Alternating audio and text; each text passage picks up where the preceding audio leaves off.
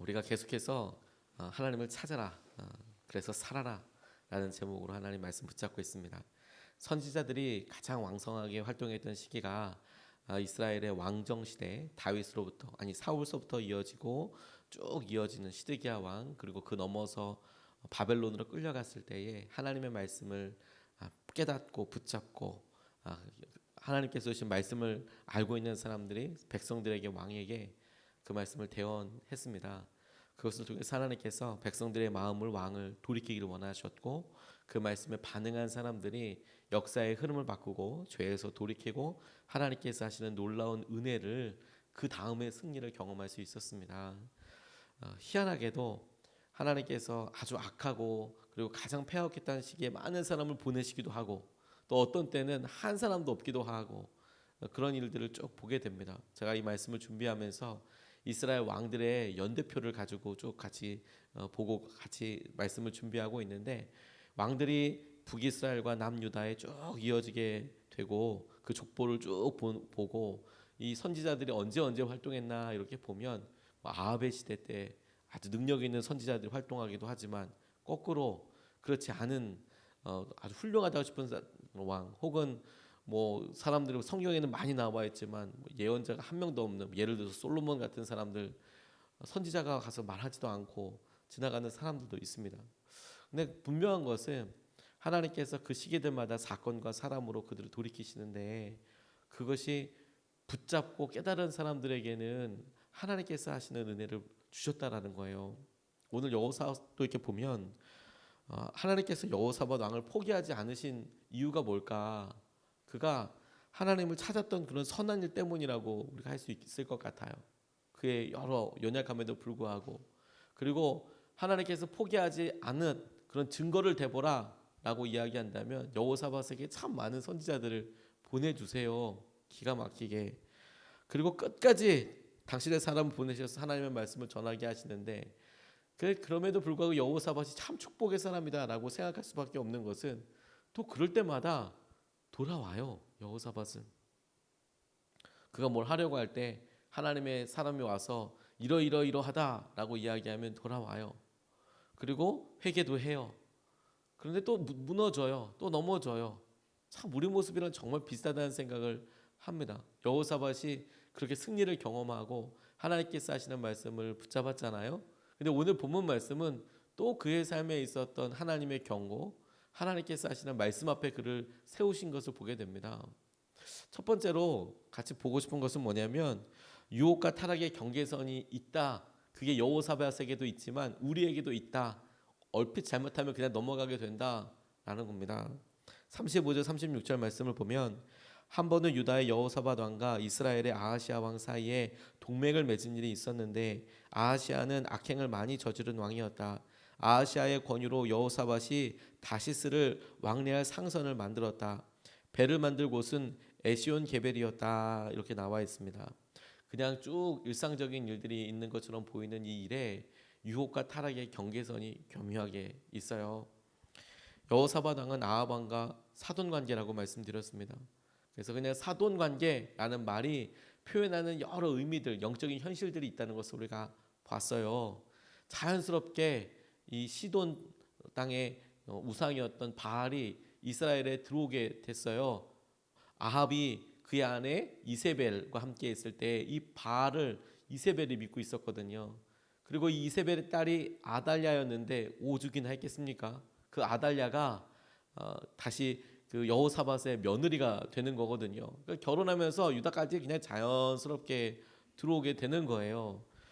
그런데 그 여러 일들을 보고 아하시아 왕은 아합의 아들이었고요. 북이스라엘은 여전히 여로보암의 길, 패역한 길을 가고 있었습니다. 여호사밧에게 경고하셨을 때, 근데 그가 돌이켰고 남유다를 개혁했잖아요. 그래서 큰 승리도 경험했습니다. 그런데 죄의 유혹이, 그 경계가 밋밋하다라고 이야기하는 것은 뭐냐면, 그렇게 아합 왕을 통해서 넘어질 뻔하고 반면교사로 삼을 수 있고 그런 일을 보았음에도 불구하고 아하시아랑 다시 동맹을 하는 거예요. 이상하죠. 그게 죄의 이것 때문에 내가 넘어지고 있어. 그 원인이 분명히 보이는데, 그래서 하나님께서 그것을 돌이키게 하시고 완전히 넘어섰는데 자연스럽게 다시 그 죄의 습관들이 이어지는 거예요. 왜냐하면 그게 더 안정적이라고 생각이 들기도 하고 그렇게 해왔기 때문에. 그래서 그냥 쭉 읽어보면 그런가 보다라고 생각하기 쉽지만 여호사밧과 아하시아의 동맹에 보면 아합 때부터 그렇게 내려왔으니까 그렇지, 거기 며느리랑 지금 이 북이스라엘의 왕이랑 온유의 관계니까 자연스럽네 이렇게 넘어가고 싶지만 왜 패역했는지를 가만히 보면 성경에 아하시아가 악행을 많이 저지른 왕이었다. 근데 그 왕을 보고 하나님이 기뻐하지 않으셨다. 그런데 그와 동맹하더라. 무슨 일을 하더라. 그게 자기는 마음을 지킬 수 있을 거라고 생각을 하지만 순식간에 넘어가 버리게 되는 경계선이 앞에 있는 게 되는 것이죠. 그것 자체를 죄다 라고 이야기할 수는 없어도 하지만 그렇게 가까이 감으로 죄에 넘어질 유혹에 넘어가게 될 일이 진짜 많겠다. 이런 생각을 하게 되는 거예요. 안 봐도 그 다음은 자연스럽게 넘어가게 된다라는 겁니다. 우리가 우리 삶에 가만히만 놔두면 우리는 죄를 그냥 지향해서 죄를 쫓아서 따라가는 사람과 아주 비슷해요. 우리가 편한 대로 하다 보면 우리가 그냥 우리 마음이 우리의 소욕이 원하는 대로 하다 보면 지나놓고 나면 여러 사람들에게 상처 주고 있고요. 여러 사람들에게 후회해야 할 말을 막 하고 있습니다. 우리 편한 대로만 따라가면요. 경계선을 넘어가서 괜찮다고 싶지만 어느 순간에 쑥 넘어가서 있어요. 그렇게 하면 안 된다고 생각하는 일들을 쑥 이미 하고 있어요. 그래서 내가 죄와 싸워 이겨야 돼. 이거 하나님께서 원하시는 일인지 물어봐야 돼. 계속 점검해 봐야 돼. 우리가 의지를 동원해서 막 그렇게 하지 않으면 어느 순간에 그냥 나도 모르게 내가 하지 말아야 될 일들을 배워가고 있고 닮아가고 있고 그러고 있는 것을 보게 돼요. 이 여호사밧이 다 그런 것이죠. 그렇게 바로 목숨을 건졌으면서 어느 순간에 그의 아들 아하시아랑 다시 뭔가 일을 시작합니다. 그리고 그 길이 하나님 보시기에 딱 유혹과 타락의 경계선에 딱 있는 거예요. 미군들이 흥미로운 것이 훈련받을 때 그 매뉴얼대로 다 한다는 거예요. 이게 참 흥미롭습니다. 단순히 비교하면 좀 그렇지만 그래도 한국 군대에 있을 때에서 훈련받을 때에는 그래도 좀 무술이라는 게 있었거든요. 이렇게 봐서 아니면 아닌 것도 있었어요. 예를 들어서 뭐 날씨가 너무 뜨겁다 그러면 오침도 시켜줬거든요. 왜 더위 먹으니까 힘드니까. 그러니까 잠깐 이제 불러서 뭐 길게는 아니더라도 재우기도 하고 다시 나가서 이제 훈련하기도 하고 약간 그런 플렉서블하게 움직이는 게 있었어요. 근데 미군들은 해야 된다 그러면 진짜 그대로 다 해요. 써 있는 대로. 참 힘들어요. 뭐 장비나 이런 것들은 아주 좋게 다 해주는데 아무튼 정말 힘듭니다. 그런데 그 중에서 지뢰와 관련된 훈련을 한 적이 있어요. 뭐 훈련이라고 하지만 설명 들은 다음에 뭐가 어떻고 어떻게 생겼고 뭐 이런 것들 쭉 가르쳐 주거든요. 가뜩이나 영어도 못하는데 그거 영어로 막 듣고 나면 지뢰가 이게 뭐 진짜 정말 어려워. 차라리 지뢰 밟는 게 낫겠다 싶을 정도로 막 그렇게 막 해요. 그리고 나중에 이렇게 교관을 따라서 이렇게 따라가는데 지금 지뢰발 갈 거니까 조심하라고 이런 얘기를 해요. 막 얘기하면서 쭉 따라갑니다. 그러면 엉겁결 같이 뒤에 따라가요. 그리고 다 따라간 다음에 교관이 친절하게 알려줘요. 너 죽었다 이렇게 알려줘요. 죽었다라는 게 뭐냐면 지뢰 밟아서 너희들 다 죽은 거다. 진짜 지뢰를 심어놓진 않았을 거 아닙니까? 뇌관들이나 이런 것도 이렇게 했는데 그러면 미리 그 근처에 갔을 때 여기다 이렇게 알려주면 좋잖아요. 그걸 굳이 지나간 다음에 죽었다 그러면 기분 좋지 않잖아요. 그래서 실제로 그러면 다시 가서 찾아보라고 그래요. 그러면 못 찾아요. 그러니까 그냥 뭐 영화에서 보듯이 막 지나가다가 똑딱 소리 나면 이렇게 잡고 이런 게 아니고 못 찾아요. 정말 교묘하게 잘 숨겨놓습니다. 뭐 부비 트랩 뭐 이래가지고 뭐 이렇게 해서 정말 잘 안 보이더라고요. 색깔도 비슷하게 해놓고 뭐 설마 그 엄한 그런 초록색 있는 이런데 뭐 라면 봉지를 이렇게 숨겨놨겠어요?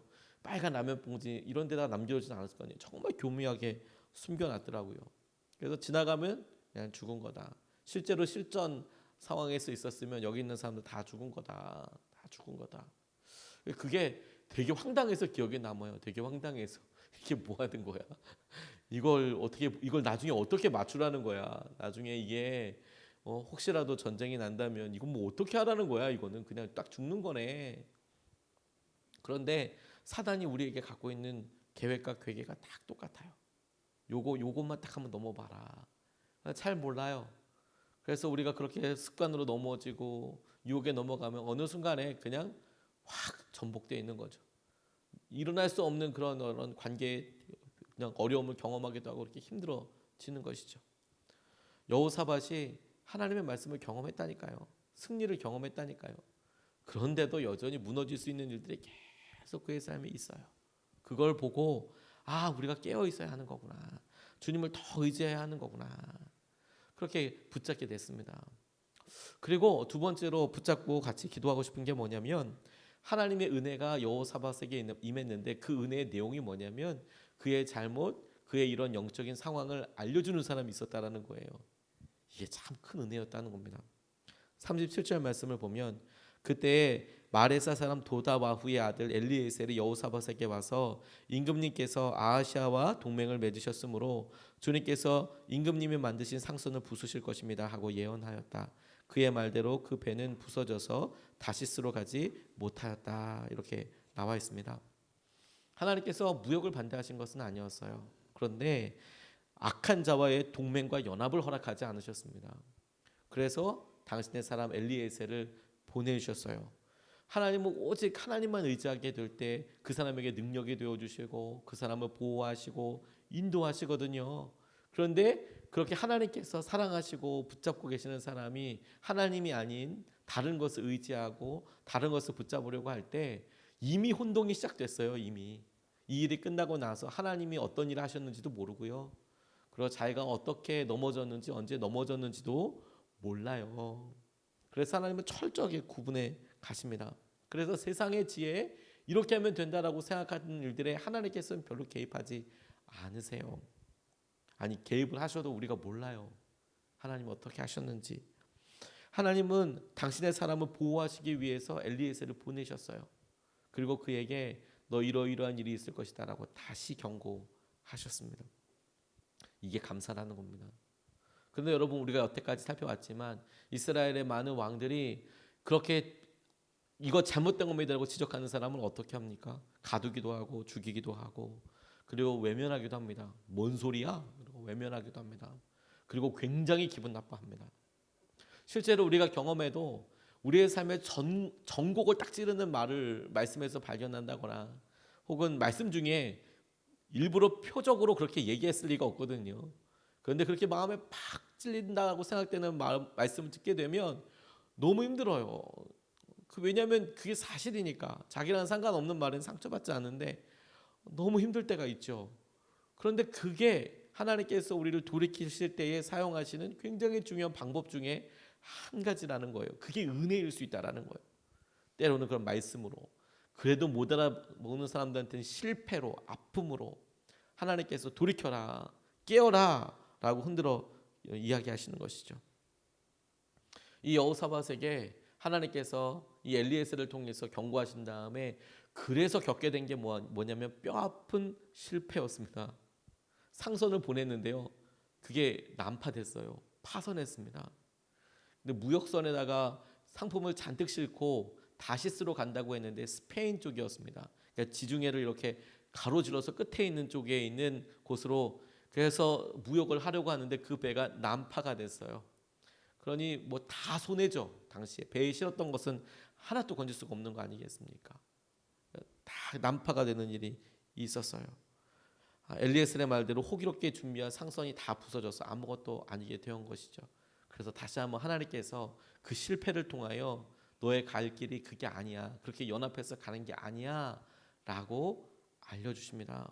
그래서 이후의 일들을 보면 아하시아가 다시 제안합니다. 그 상선이 그렇게 난파됐으니까 다시 짓죠. 우리가 같이 갈까요? 이런 식으로 이야기합니다. 열왕기상에 보면 다시 아하시아가 이야기하는 장면이 나옵니다. 그런데 그때는 같이 손잡지 않습니다. 하나님께서 원하시는 일이 아니야. 그때는 다시 넘어지지 않아요. 실패를 통해서 일어나고 하나님께서 하시는 것들을 보게 되더라고요. 어느 PD 분이 자기가 겪었던 여러 일들을 이렇게 정리하면서 흥미로운 그런 굴곡들을 이야기하시더라고요. 이분이 자기가 직업을 아주 쉽게 옮겨 다니게 되더래요. 다른 사람들이 보면 너무 쉽다라고 이야기할 만큼. 그런데 전혀 쉽지 않았다. 그런 이야기를 하면서 자기가 어떻게 삶에서 이런 굴곡들을 맞았는지를 표현하는데, 고등학교 때 공부를 별로 못 하셨대요. 본인 표현에 성적이 반에서 중간 정도, 내신이 10등급 중에서 5등급 정도, 공부를 그렇게 잘하는 편은 아니었답니다. 그런데 3학년 1학기 중반에 모의고사를 봤는데 반에서 22등 딱 중간 정도 하더래요. 그런데 6개월 동안 미친 듯이 공부해서 학력고사 성적으로 반에서 2등을 하게 됐대요. 6개월 동안 미친 듯이 공부했는데 주위에서 컨닝한 거 아니냐고 그런 얘기 정말 많이 들었대요. 근데 공부 진짜 열심히 하셔서 대학을 들어갔는데, 첫 번째 자기가 원하는 대학을 썼지만 떨어졌답니다. 그래서 이지망을 붙었대요. 이지망을. 처음에 붙었던 것은 뭐 전자공학 쪽으로, 컴퓨터공학 쪽으로 좀 좋은 데를 이렇게 썼는데 안 돼서 떨어진 곳이 뭐냐면 자연공학과라는 곳이었대요. 그래서 자기는 자연공학과가 뭔지도 모르고 들어갔는데 나중에 알고 보니까 배우는 수업 내용이 뭐냐면 석탄 채굴 뭐 이런 거 배운 그런 과였대요. 저도 그런 과가 있는지 몰랐습니다. 거기에 들어가게 됐대요. 이지망으로 가게 된 거예요. 1지망을 갔는데 거기서 떨어지고, 2지망을 간 게 보니까 뭐 광석 채취하고 암석 역학, 석유 시추 공학 이런 거 배우더래요. 깜짝 놀랐대요.